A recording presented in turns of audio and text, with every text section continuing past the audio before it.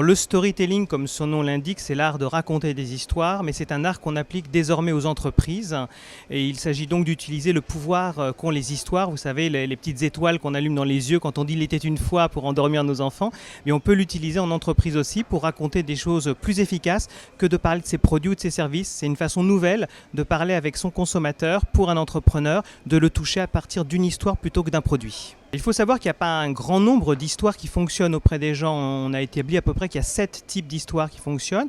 Donc il s'agit de savoir quel est le cadre narratif qui correspond le mieux à votre histoire. Est-ce que vous voulez vous raconter une histoire où vous êtes l'entreprise préférée de votre consommateur, ou est-ce que vous êtes sur une phase de conquête et vous êtes un peu David contre Goliath? Il existe comme ça 7 modèles avec lesquels on travaille, et une fois qu'on sait à quel modèle on appartient, il est assez facile de bâtir une histoire, puisqu'on va savoir qui est le héros, qui est éventuellement le méchant, qui s'oppose à ce que le héros réalise sa quête, tout en sachant qu'une bonne histoire d'entreprise, un bon storytelling, c'est une histoire qui ne se termine pas, puisque le but c'est que l'année prochaine vous continuiez à vendre, vous continuiez à avoir des clients, et donc il n'y a pas de happy end, il n'y a qu'une continuation. Le storytelling, il faut qu'il soit partagé. Aujourd'hui, les histoires, et surtout à l'ère du 2.0, ce ne sont pas des histoires comme avant avec la publicité qui sont descendantes, c'est-à-dire je suis le narrateur, je raconte quelque chose à mon public. Aujourd'hui, le public il répond en direct sur Facebook, sur Twitter, donc il est au même niveau que vous. Donc c'est plutôt devenu une sorte de partie de ping-pong, et on parle plutôt d'un narrateur et de narrataire plutôt que du public, c'est-à-dire qu'ils sont à votre niveau.